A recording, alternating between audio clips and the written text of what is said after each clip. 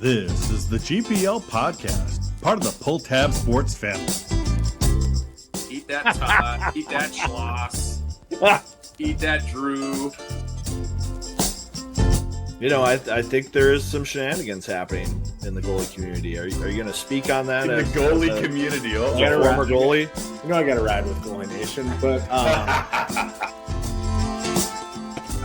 I think Bart must be watching upstairs because... Rut-row. Is Chuck to be awake for Thanksgiving tomorrow? Jupe's roommate's worried. Now, here's Jupiter and Vigo.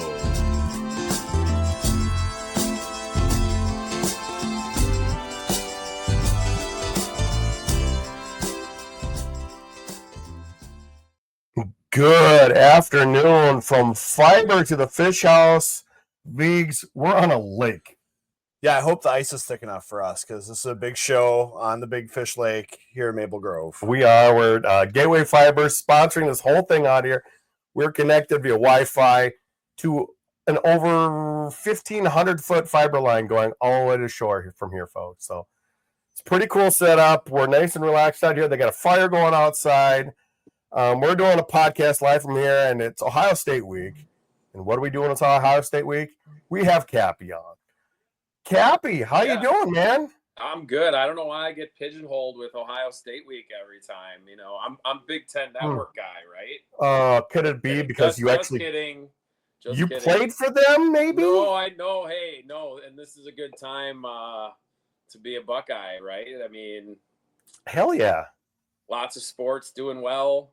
National championship football team. Women are number 2 again in the country, per usual, and the men's team is finished 7th in the Big Ten, is 6th in the pairwise ranking. So you biggest surprise, you gotta love sport. You gotta love hockey because this does not happen in other sports. I'm sorry, dude. It's been crazy. Like you said, picked last. Nobody thought they were going to do this, but Mr. Rollick. You got to pick someone last when you're doing a coach's poll, and I think there was a lot of uncertainty with Ohio State. But is it too passé to say who's got it better than us when you're talking to a Buckeye right now? I know. I mean, I thought I had it better. You guys look so comfortable there. You look like you're set up there to watch the game tonight, right? The 4 nations. No, I'm going home to watch the game tonight. No, I know, but it looks like there's a nice TV here. Place to do it. It's hey, you got to take the good with the bad. As bad as the Buckeyes struggled last year.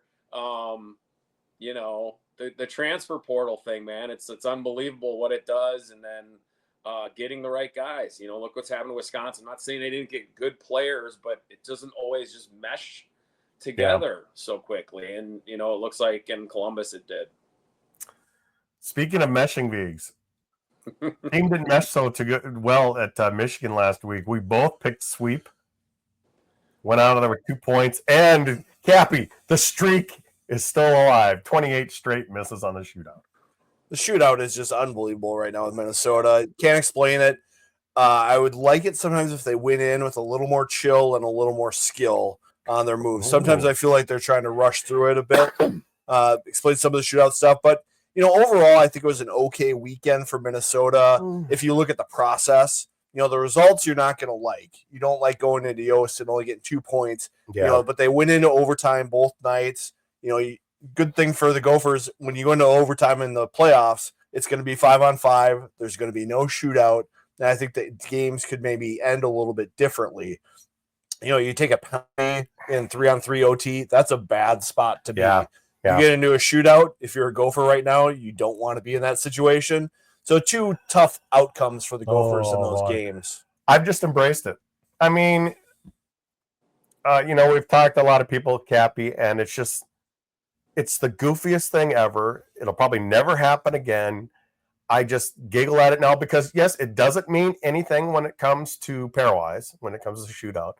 It does mean something in points. I mean, they have 2 shootout losses to Michigan State this year. That would be 2 less points and 2 more points for Minnesota. And look at that, I got the balloons because I did a motion there. That's awesome. Birthday or something. Yeah, totally. We're celebrating. We're celebrating the ineptitude is what we're doing. Yeah. But it does make a difference over time in the standings. I mean, they're behind Michigan State right now, and they would be ahead of them. Yeah, it seems to me it's a mental thing now because they're hearing about it, and you could tell, like, I felt like Snuggerud almost like made sure he was going to hit the net on that one because, he went high and tried to be perfect on Augustine last time. I'm like, he's got to score. So last thing he wants to do is miss the net when you're in that, score or go home. And I don't blame him for putting him in there. It's just, he didn't look confident. Like Jimmy Snuggerud is a confident shooter. It didn't look like he was trying to pick a spot. Almost looked like he was, pretty much essentially shot almost right into Stein's stomach. And, Paulson, he was a new guy. He came in, did the slow move, didn't work out.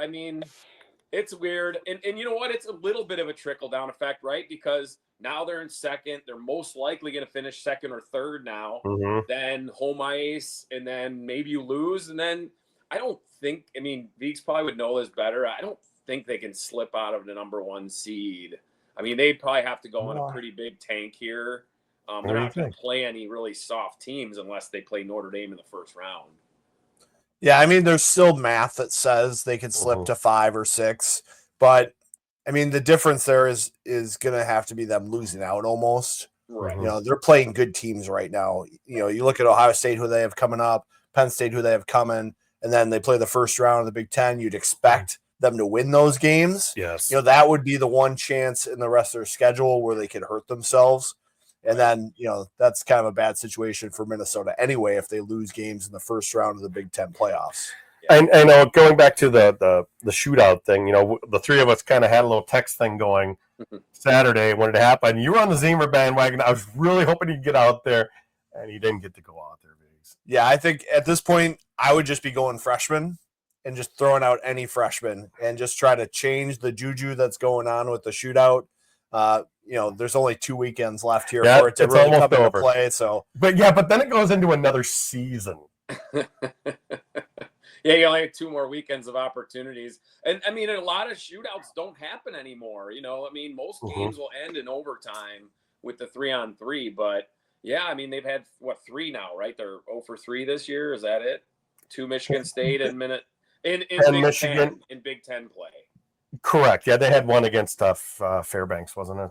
Yes, they did. Right. But 28 shots missed in a row. Yeah. Embrace it. You just have to. Obviously, come March, it'll be Doesn't matter. It doesn't matter. But it's more because of who it is. I think it's a big thing if it's anybody. No offense to any other school. If this was Air Force, right? But the talent level over the 5 years that has taken shots for Minnesota for not one to go in, it's quite. There's NHL guys. We're like Coolies and Nyes and all these guys. No goals. It's it's something to talk about a little bit, but not to harp on. And obviously, come April, if you're in St. Louis, that's the last thing on your mind. Oh, totally. I think it's just a fun thing now. Totally. If in the next 2 weekends, Viggs, Snuggerud, slapper from top of the circle. Just why not? Why not? Because by then, it won't really matter. Yeah, I don't know what the answer is. They practiced shootouts a couple weeks ago for about 20, 25 minutes. They made it into a game where they had pods of players, and there was some sort of orange or lemon prize at the end for those guys. Reward them with something sweet. Give the loser something bitter. But it's time to move over. It's just something to focus on for the fans. I don't think the coaching staff is too worried about it anymore. Well, but it might cost Bob a bonus for not winning the regular season. There is, what was it, a $30,000 bonus a couple of years ago that he lost out on? He's got one bonus on his mind, I think, for True. Yeah. Okay. Bonus. I don't even think it's the bonus, to be honest. It's the trophy and that. Really, I hate to say it because that's what we talk about the most, but that is, everything else is a lot of, hey, you want to be building to that point, but you want to be that team in April playing in that game. that's what they're there for right now. And so that's where I'd be worried. I don't, like Deke said, I didn't think they played bad this weekend, against Michigan, but they're not cruising. I mean, and I guess that's a good thing. They're not cruising. Yeah. Maybe a little adversity right now isn't a bad thing for them. But you want to be playing that elite hockey in March and April. So, it's getting close to that time. Yep. It definitely is. Well, it's going to be a little shorter show today. Obviously, hopefully people are watching us live. I see quite a few people watching us, so that's good. People are getting off work. I'm going to see a couple comments here. Was Cappy, were you good at shootouts? But, you didn't do it in Big Ten back then, or CCHA, actually. No, you know what? It was funny. I was good. My first year pro in the East Coast Hockey League, I went like 5 for 5. Wow. But then my first year, rookie year, great. And then I don't think I scored the next 3 years when I got shots and shootouts. It's so weird. You get in your head, you start thinking, does this move going to work? You're confident, and then you miss one, and like, okay, I'm all right. But then if you try it again, and then it's like, I got to try something new. It's just funny. The goalie definitely has the advantage, right? Because, a regular breakaway, the player has it because it's coming fast. You don't have time to think. But you get in your head. You can tell. Look, I don't guarantee Snugger was this, but you could tell he wasn't as fully confident as you would think a guy like him who scored so many goals in college hockey would come in on a shootout. Another one here. Someone's asking, is Kinger in Boston? No, Kinger's not in Boston. He was in Boston earlier this week for that Sweden-USA game, but Kinger was here earlier today. Had to catch a flight. He's on his way to New Mexico for another event for all his minor league teams. So that's where the Kinger is. Viggs, before we move on, we need to talk about sponsor. Let's talk about the sponsor right here, Gateway Fiber. Viggs. They've got us all hooked up from a couple thousand feet over here into a fish house in the middle of nowhere. And they're also wiring up the Twin Cities up on the northern edge, Brooklyn, Center, Brooklyn Park, Maple Grove. What else they got going? Yeah, they got Blaine, Brooklyn Park, Plymouth, and they're looking to expand as they want to be the internet kings of Minnesota, offering faster and reliable service. We're celebrating here with the arrival on our shores with this, Fish House Fiber Day here. There's been a lot of people here all day, and as a podcast, we rely on high-speed internet. We do. And we've struggled over the years. And, we both like fiber. And if you want to get fiber and it's coming to your neighborhood, check out Gateway Fiber. Definitely. Of course, we thank Gateway Fiber for being a sponsor of the GPL podcast. But another great person, company for us, Lunch Bucket Hockey. They got a lot of great stuff. Yeah, if you're looking for St. Patrick's Day jerseys, Lunch Bucket Hockey's been offering those. Nice. Check out their social media for that. If you're looking to do like a special jersey for your hockey team, they do these custom ones. I've seen Lakeville put some together. There are a couple local guys who played some Friday lunchtime hockey. They're one of us, and they've got this great brand for the grit and grind players in Minnesota. If you're looking for something there, check out lunchbuckethockey.com. All right. And, of course, we thank Lunch Bucket as well. Viggs, we got your top 20 this week. Just a little flip-flop at the top. We got Michigan State taking over for Boston College. Yeah, Boston College had a couple hiccups in their season. Some issues there with them. I don't know if their power play has been great, but Michigan State's just chugging along here. It looks like they're in the driver's seat in the Big Ten, which between Michigan State and Minnesota, I think you've got 2 number 1 seeds right now looking for the NCAA tournament. Yep. Western Michigan playing strong. Minnesota down a little bit from play last week. Yeah, I like Western Michigan as a team. I think they're the cream of the NCHC this year, which might only have 2 teams. The big series coming up here with Arizona State and Western, that'll probably decide Arizona State's fate. Only the top 13 and the pairwise look like they're getting in this year. And there's your Ohio State Buckeyes, Cappy. Where did you put them this week? I think I had them 6 or 7. I can't remember. It's pretty close to that. I think I might have had them 6. I think that 4th number 1 spot, right, is between Western and Maine, right? If all things kind of stay, like at least pairwise, right? Say that again. You've got some new teams on the bottom. The bottom always gets tough, right? Yeah. I think I had Penn State maybe a little higher. I think I had them ahead of Arizona State just because they've kept winning. Like, you got to beat the teams on your schedule. They've done that. But no, it's pretty. Denver, I still have Denver, a little higher. UConn, I don't know. Like, it's so hard with them. Like, I just don't know. The record isn't that great, but they're so high up in the pairwise. It's weird. I don't understand it fully, but no, it looks pretty good. The top 5, I think I had that same top 5, 7, 8, 9. Yeah, the top 8, I think, are exactly how I had it. So, those bottom teams, I had Clarkson in there. Vermont and Merrimack, I don't have in. There's probably the only 2 teams I don't have in that you have, but Yep. This has been my first time like really trying to pay attention to the top 20 as a whole. And those bottom 5 teams of the top 20 are so inconsistent. And that's why they're in that spot. You'll put someone in there and then they'll go out and they'll get swept. Or someone drops out and they go out and get a sweep against somebody else. It's the difference between the 15th team and the 25th team is very small. Yeah. And you see that like year in and year out. Pairwise to do it. I'm telling you, at this point, it's like just plug in the pairwise. It's getting close. But I do think that you have a team like New Hampshire, who I think is last in Hockey East, and they're still showing up as potentially making the tournament, which is just hard to fathom. Colorado College is in most people rankings, and they're in the 30s. Exactly. It's I don't know. But, well, like you said, it's not anything past 13 is really not going to matter pretty soon here. So it could be 12. Yeah. Hockey East, you won't get one out of Hockey East, but you could easily get one out of NCHC if there's only those 2. If a third team, if it's not Arizona State, it could be. St. Cloud. It could be North Dakota. You just have to get on one little run. You just got to get to the last year, right? It's the last year at the Excel Center, right? Yes, it is for the NCHC. And I just mentioned Penn State because they've been playing so well. And I think that leaves for upsets still when you're at a neutral site, big arena like that, more than next year when they're playing home sites. It's just harder to win on the road. Well, when you look at NCHC, Colorado College and Omaha have such good goaltending this year that could be a difference maker in the playoffs and get them through. I was listening to Brad Schlossman this week. He was talking about Omaha's goalie.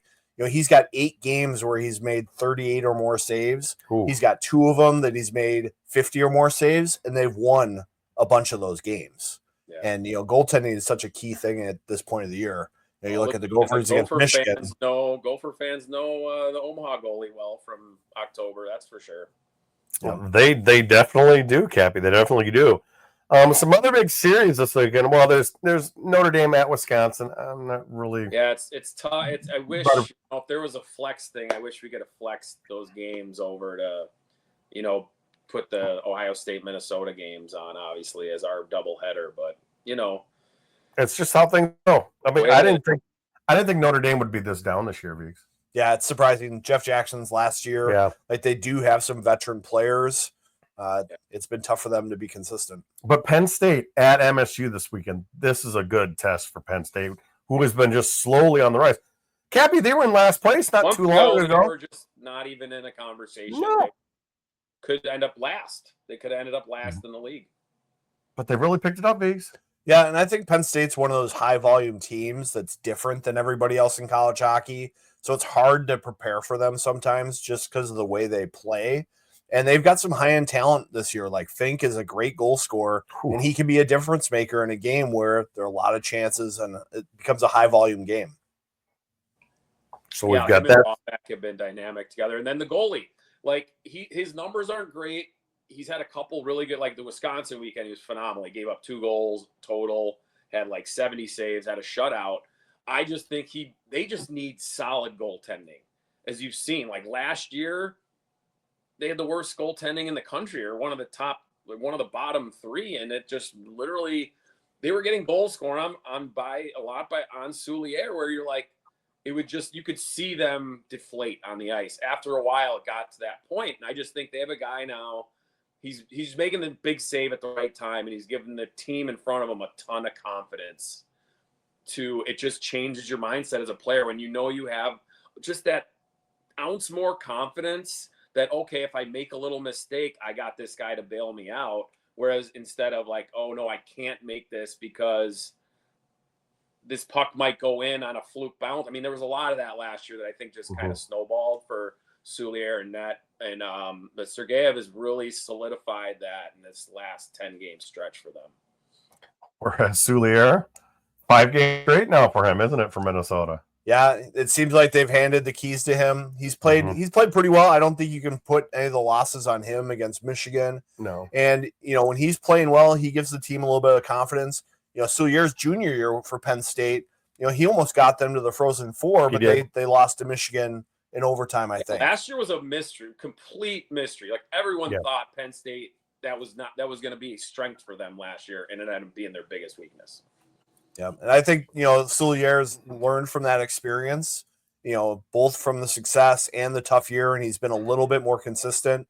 One thing he brings to the team is he's active in net, and I think he's learned the right amount of active. He's not giving away the crease. He's not giving away goals. He's being smart with how he comes out and handles the puck, and those are the attributes that Motzko highlights when you ask him about Soulier. Quick thoughts on Wisconsin. Started pretty rough, lost a lot of overtime, shootout games in the league. Started to build there in December and early January. And then they hit Minnesota, and it's just been downhill ever since. Yeah, I think the Mike Hastings style requires a lot of discipline and resilience, and they've been close, but they just haven't been able to score enough to overcome the mistakes they're making. And I just don't know if that program is deep enough right now with his kind of guys to play that style, especially in the Big Ten. I remember talking to Mike Hastings after the Minnesota series, and he's like, we believe in the process, but no one takes it easy on you in the Big Ten. Every weekend's tough. If you win a game Friday, Saturday is brutal. If a team beats you on Friday, they're going to try to step on your throat on Saturday. And it's a little bit different schedule than you see in the CCHA, where you have lots of time to kind of grow your team and grow your game. You don't have to get up for every weekend. I think you're learning in the Big Ten, Mike Hastings and a Mike Hastings team, you need a little bit more in the tank to get through a year. Yeah, I mean, we used to watch his teams play, and if they had a home series in their league, man, if it was a bottom half of their league team, you would see maybe like a 3 or 4 to 1 game, and then there'd be like an 8-0 game.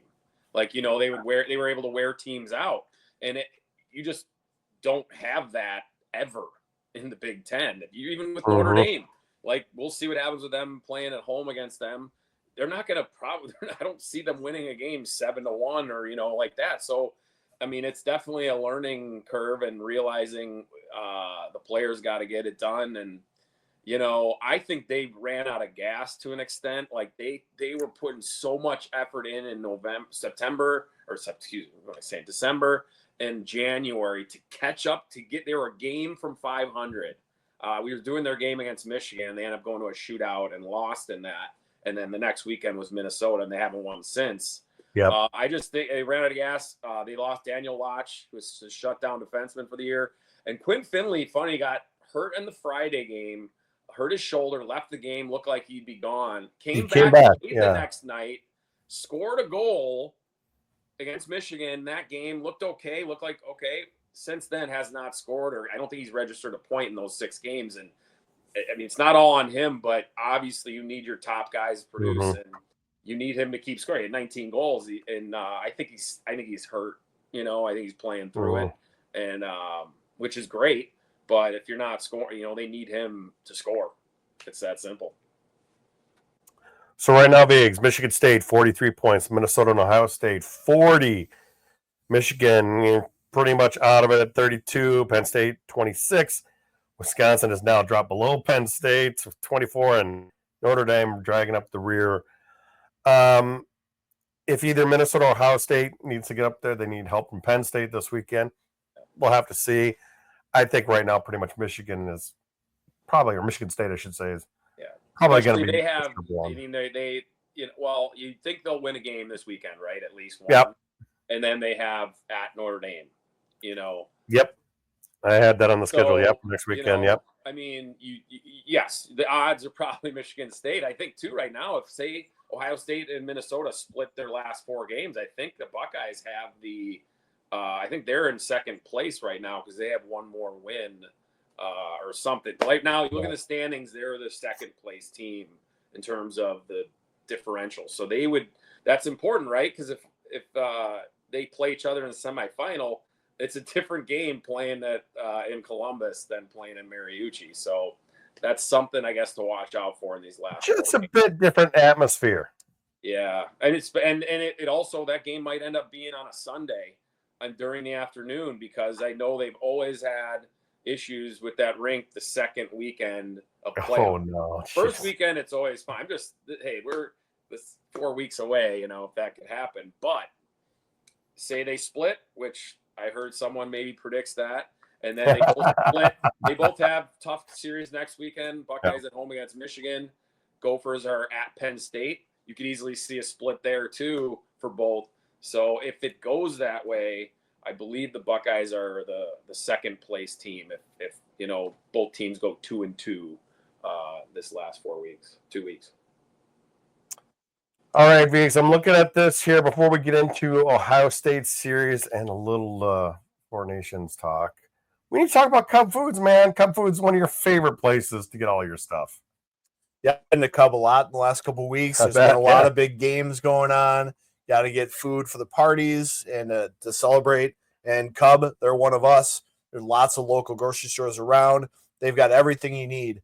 If you're looking for some good deli meat, they have stuff that's not from the Big Boar's Head. They've got something else, a little alternative for you. If you're looking for ingredients, they're always going to have it in stock. They've got liquor stores now with the THC, beer, wine, and spirits all in one spot. So check out Cub.com. You can order for pickup, order for delivery. They sponsor us, Pulltab Sports Studios. Check them out, Cub.com. Definitely check them out. One of my favorite places. And you mentioned, wine and spirits. We got Elevated Beer, Wine, and Spirits now as a new GPL sponsor. Yeah, I mean, they are an absolute gem, especially if you're into the crafty stuff. Ooh. Crafty spirits, crafty beers, THC drinks, gummies. They've been around for over 10 years, and they've become a part of the community. They've got stores in White Bear and Minneapolis, and they've got not just craft, but maybe some other things like Bud Miller Coors Golden Light for just $17.99. You're into wine, they got the 3-liter black box wines for only $13.99. In comparison, a lot of places charge like $20 for those. So a couple guys from White Bear Lake, graduated in 99. They've built this business around the community. Check them out and stop in, look around. Promise you'll be impressed. All right. And we thank both Cub and Elevated for sponsoring the GPL podcast. Before we get into Minnesota and OSU, I think probably the biggest game in the last 10 years is tonight, Viggs. U.S., Canada, let's go. Yeah, the Tachuk brothers just really went after it and set the tone for this game. I don't think we'll see that in the championship tonight. No. Everybody's been a little banged up and playing through it, and I think that just shows how much the guys want to be playing in this game. Sidney Crosby's injured. He's there. He's never lost a best-on-best game, I think, to the U.S. He probably wants to keep it that way. He's been one of their heart and soul players even at his age. But it's been really fun to watch this U.S. group. This is probably the best American team ever. Like, they've just got so much talent, up front, down the middle, on D, and goal. You could argue that they are probably the better team and should be the favorite here if it wasn't for all the Canadian bias out there. And they're missing their best player. Arguably their best player, by the best defenseman. He's the best defenseman in the league right now. Him, Makar, and Werenski are the 3 best defensemen right now. But, dude, it's going to be awesome. I hope. Who knows? Cappy, can they go back to a regular All-Star game after this? You got Olympics next year. It's going to be tough going back to a regular All-Star game. Yeah, they've already, 2028, they already announced World Cup. So 2027 would be the 1 year where I guess you could do the Four Nations again. You're having all this time now every year. Like, next year Olympics, you're going to have 2 weeks off or plus. That's really, probably plus, yeah. You're going to have it in 28. You might as well do it every year. Just keep that as the normal schedule. I don't know. Maybe you can expand it a little bit. Maybe add Czechia. Russia? Because this is not IHF. They can do a Russia team if they want. Yeah, they could. I mean, I 'cause- don't think they will. It's just, Yeah. you know, I mean, who knows? I mean, they could keep it 4 teams, couldn't they, V? So maybe just rotate in another country once in a while. yeah, the team that gets the least points is out. You know, like I don't know. Yeah. Czechia won the world, you know, the world last spring. Won the Yeah, they World did. Championship? Yeah, World World Championship. They did. Championship. Yeah, so Yeah. I don't know. It's great, like, because I mean, ESPN is doing Sports Center from like the arena tonight. Then they have they're pretty much essentially a 2-hour pre-show. I was at I skate on Wednesdays. I was at a restaurant while having lunch after. I look up and Brandon Hagel's on Sports Center getting interviewed in the middle of the day. I'm like, this is great. I mean, all this for hockey is, I think it only is good stuff. Grow the game, get more exposure.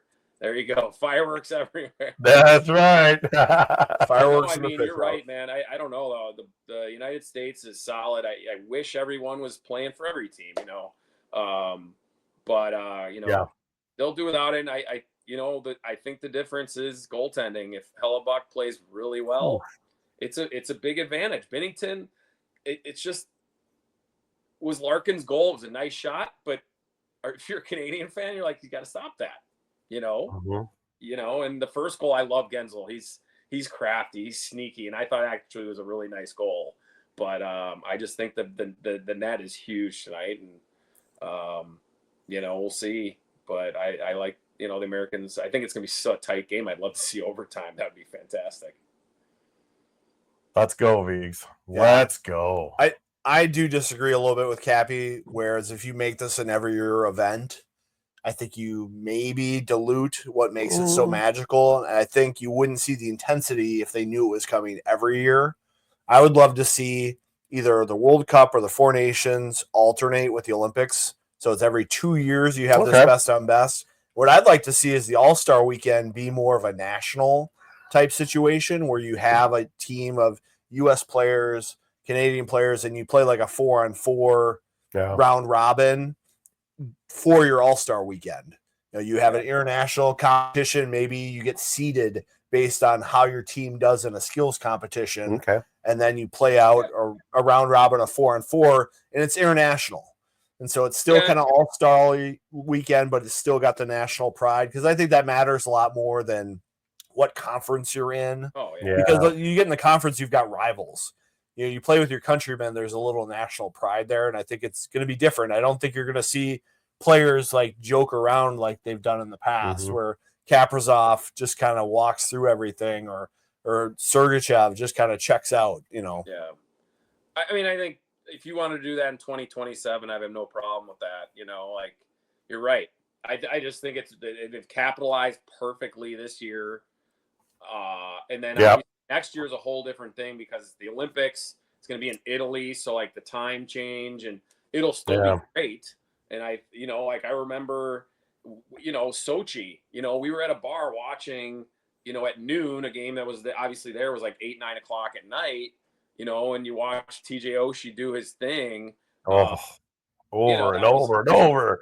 You know, in the Olympics, everyone's tuned in, whether it's, you know, the ratings thing won't be a thing. Like tonight, you know, it'll be fun to see how many people watch it. And, you know, if it was on ABC, it might get 10 million, I think. You know, ESPN will do well. I think they had close to that on Saturday. And we're in a perfect window right now. In the United States. 10 million was North America last time. Yeah, you're right. Yeah, I think it was 4.5 million just in the States. It'll do better tonight. The ESPN, like I said, will affect it a little, because I don't think not everyone, you know, will tune in as much as if it was on ABC. But who cares? It's going to be great. I did love PK Subban. I don't know, like he kind of is goofy sometimes and over the top with his clothes and stuff, but he made he had like a 3-minute speech get up yesterday that was awesome, comparing hockey with the NBA, and it was so well done. It was. Yeah, I think we're in a perfect window of sports too. We're post Super Bowl, we're pre-baseball. NBA had their All-Star break too. Like, this is the perfect window for hockey. Mid-February is nothing good going on, right? Yeah. This has really filled a good void. I think that's why you're seeing ESPN latch onto it as much as they have. And they see the ratings, right? They see, okay, Oh yeah, watching, we're gonna make this. I do wish the one thing they did maybe fumble up, and they got rid of him last year, was they don't have an American hockey presence in any of their broadcasts, which next year would be more important, but it's the Olympics and it's NBC. It's kind of the ESPN thing, though. They just they had Chris Chelios and they let him go last year. That would have been easily, but I mean TNT brought in Tony Granato, they brought in Tuukka Rask, and then Henrik Lundqvist, obviously there. So they, it's a they could hire someone in there for one day, bring in Jeremy Roenick or I don't know, somebody, maybe not Roenick, but. Well, no, I think it's just fine because then Subban could be crying in his beer tonight when he loses. Either him or Bissonnette would be fine with me. Poor Bissonnette, who did nothing, by the way. He played like 5 games in the NHL. It wasn't huge. No. This weekend, guys, Ohio State coming into town. Vigs, initial thoughts. This is gonna be a fight. It is, and I think it's going to be a good test for Minnesota because the biggest takeaway from the Michigan series was getting pucks to the net. And we've seen this kind of creep up as a symptom of Minnesota's game all season, where they try to pick corners and they don't let the goalie or they don't force the goalie to get to work. And they make it easier on opposing teams when they do what's called the Polish breakout. Because when you miss the net, it goes out the other way, and the other team goes on offense, and you got to go play defense. So I think for Minnesota, a big key this weekend against a structured Ohio State team is to put pucks into the feet and get to work. Patience, too. Patience. Remember how against Wisconsin, they started, went slow. They stuck with their game. And they were rewarded. Is that something that they kind of need to do against Ohio State as well? Yeah, well, I think anytime you come in the zone, if the goalie is squared up and sees your shot, it has like a 1% chance of going in if you're outside the dots. It's not a very good shot. Maybe it feels good to put that on net, but you need a possession focus game. And Bob calls it the ground game. And you have to cycle and you have to create traffic and you have to create those opportunities so your shots that do hit the net present rebounds. And if it's a clear shot, that's usually not going to happen. What do you think, Cappy? What are you expecting this weekend? I don't know. I mean, honestly, it's Ohio State's goaltending's been great, and they even switched up. It's amazing. Eberle was fantastic. Won National Goalie of the Month in December. Then played well against the Gophers the first game. Then gets shelled. Then I don't want to say gets shelled again, but he gave up a bunch in Penn State. They go back to Turnus. He starts playing great. He rips off 4 in a row or 5 in a row. And then they go back to Eberle on Saturday I'm thinking, why wouldn't you just stay with the hot guy? But then he plays pretty well, and they beat Wisconsin with him in that. So, I think Turnus will play Friday. But right now it looks like it doesn't matter. Like they have 2 goalies. You could argue past Augustine, almost any team would probably take one of those 2 guys over anyone else. It's close, but they have that luxury. And then, they have a top line now that they have a go-to line, right?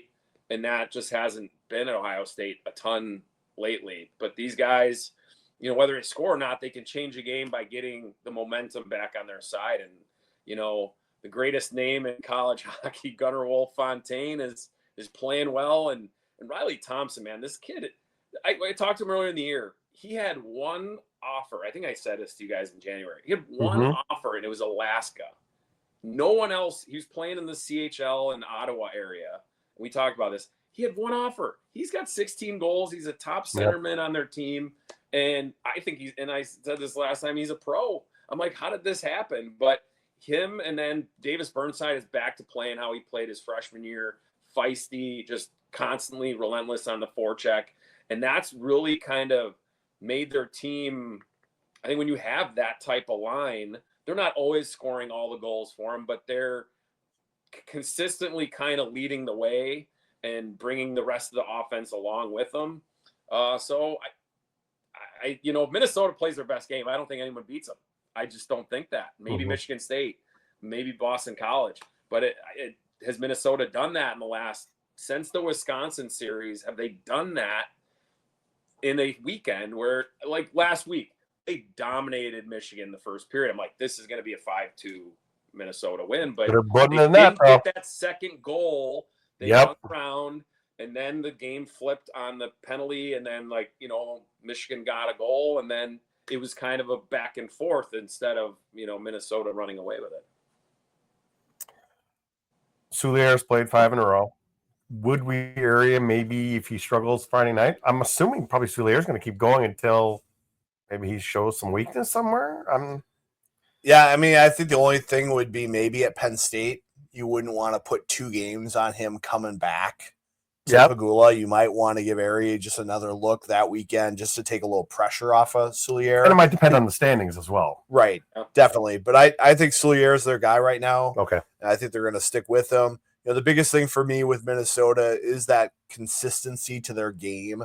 I think against Michigan on a couple of the Michigan goals, you just saw these mental lapses in kind of a nothing situation that gave Michigan a chance. Yep. And you just can't have those situations in college hockey and be successful against good teams. You need to make the other team earn goals. You can't just give them goals. And it's almost like an unforced error and giving the opponent extra outs. And you just can't do that. And Michigan, you know, earned the goals. They capitalized on it, but it's lapses by Minnesota defense. Yeah. And I think, you know, this group has gotten a lot of praise from Bob Motzko as maybe being just as good as the one that went to the national title game against Quinnipiac, but they have not been nearly as consistent. No. And that's the difference to me between these two groups is that group led by Brock Faber was one of the most consistent, productive blue lines we've ever seen. This year's group has some talent. They're bigger, they're heavier, but they just have these lapses in play that they need to fix going down the stretch. Yeah. You mentioned earlier somebody's picking a split. I'm picking a split. I'm not convinced yet. Like you said, it's the consistency. I just haven't seen it. We get excited at certain points. They got to show me something here. What are your thoughts, Cappy? How are the points distributed this weekend? It's tough. It's hard to say that there's not going to be an overtime game. I almost find it hard to believe that, but you could see. I don't know. I feel like I'm gonna say I feel like a split does sound right. Now, could it be a 4-2 split? Yeah, you know what I mean. I think it could go that way, and I think it would go Minnesota's way. And then it's 4-2 or is it 4-5-1? I mean, once you get to overtime, you're playing a whole different hockey game. I think that's one thing where the pairwise is, I don't love it in terms of the weight of I don't know, that whole blah, blah, blah. Yeah. That's time for another thing. But if Buckeyes get their goaltending though, I think they can take one outright. So it's tough. I'm going to stay with the split. I think it's going to go 2 regulation wins each way. Okay. Just going back to that last game with Michigan, I mean, they made 2 unbelievably skilled plays to score their goals. Yeah. Yes. Should Hughes have not gotten free there? But how he caught that pass and then scored with a rolling puck was pretty good. And then the Michael Hage goal, I would say, I mean, that's Cal Thomas. If it was almost anyone, correct. I'm saying, okay. But Cal Thomas is probably your best shutdown defense, and he got a little work there by a really good first-round draft pick player.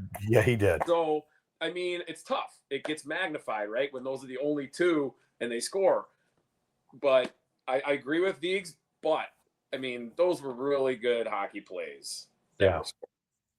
I'm not saying they aren't skilled hockey plays, but I'm just saying at this level of hockey, when you give away that chance, they're skilled enough they don't need a perfectly flat puck. They just need the space, and they're good enough to execute. And Hughes and Hage are good enough to take advantage of that. And then that's happened in Minnesota in the past where they play these top teams. They just have to be so dialed up. You can't give away that ice in that situation. You can't cross your feet. You can't let somebody split you in a neutral zone regroup. Those are just things that can't happen. We've been terrible at picking points. I picked a split. What are you picking? Is he going to break the tie, or are we all going split? I think the Buckeyes come away with 2 points this weekend, So and the Gophers 4-2. get 4. 4-2. I think we are going to see some overtime this weekend. It's just these teams are tight in the way Ohio State plays and the way Minnesota's offense has been. I think one of these games is low going scoring to overtime. games. I think. I don't know. You love predicting these, and then you look like such a fool when they have a 5-4 game or something. Yeah, what do you do? I don't What do you think do? that. I don't think that's going to happen. I just don't see it both ways. I mean, Minnesota, they're not playing terribly defensively, and Soulier looks, he looks like junior year Soulier in that. And I think he just took it. Arie got sick. Arie, you guys have seen him more than me, but I don't recall him ever having a game where like you were like, whoa. You know what I mean? Like he's just been solid at times, but he's never had a game where he's made 30 some saves and like really won a game. I'm not saying he can't do it, just haven't seen those. And I think Bob's probably going with the guy that has a track record and he's played well enough. There you go. There you go. It's going to be a fun weekend either way. Cappy, thanks for coming on early with us this weekend, live from a fish house, man. I know that's pretty cool for you guys. I mean, I'm over the cold. I'm ready for I think it's going to be 40 in Chicago on Monday. I might wear shorts. I mean, today it felt warm. It's in the 20s. Yes. This is kind of comfortable out. It's so weird how our minds work that way. But it's got to be pretty chilly there, and I don't think you guys are worried about. It's 15 degrees. I'm seeing 20 degrees right now. I mean, it feels balmy. I'm ready to tee it up. I might go out on the lake here and instead of drilling a hole, I'm going to put jump in one of the holes here. Still going, right? Just put it on the ice. That ball will keep rolling. Any last thoughts, Viggs, before we go? I think one thing about the last series with Ohio State and Minnesota was special teams did come into play. When Ohio State pulled away, it was because of some Minnesota mistakes on the penalty kill. And when Minnesota pulled away, it was because Buckeyes got into trouble. Yeah. I don't expect a lot of penalties this weekend. One, Big Ten officials seem to have been swallowing the whistles a little bit. And two, I think the coaching staffs of both rosters are saying, do not make this a special teams game. Yeah. Let's play 5-on-5. Let's play discipline. So that's what I'm expecting. Yeah, I think you want to hopefully have the whistles. I think you want the referees to, hopefully be relevant. And last series was so weird. It was a 10-goal swing. 5-1, 6-1 the other way. I just don't see that happening. It was weird. It was like Minnesota's first, league game since, December. Yeah. Coming into Ohio State's barn was empty because they were still out of school, So, and then obviously the next night they had, Jets fired up their asses and dominated that game. I think it'll be a little more even and more chess matchy this weekend. At least I hope so. I'd rather see two good games end in 2-2 ties than blowouts both sides. All right, guys. We'll see you guys in the studio. Yeah, you will. Yeah, you will. You'll see me in the studio at least. We're going to try to do as many live look-ins at the Gopher Buckeyes game Friday night. You can. It's on BTN Plus, Fox 9 locally here. We know. Well, there you go. Are you in Pizzo again this weekend? Mike Hall Friday, Pizzo Saturday. Pizzo, he ran away from Twitter because we blamed him for everything. Come on, Peas. Yeah, probably. Yeah. He's over social media, I think. Yeah, but thanks for joining us, Cappy. Stay on here for a little bit while we finish that up. But good show from the Fish House, man. Yeah, thanks to Gateway Fiber for putting this on. It's been a cool deal out here for the area. Oh, I had some free pizza and I had some hot chocolate. It was a good day. So that's it for this episode of the GPL Podcast. We'll be back next week. Just Viggs and I as we preview the Penn State series as they go to Happy Valley. For those of you watching live, no overtime this week. Sorry, gang. We're going to go get some food and go watch the U.S.-Canada game. For the rest of you, we'll catch you next week on the GPL Podcast.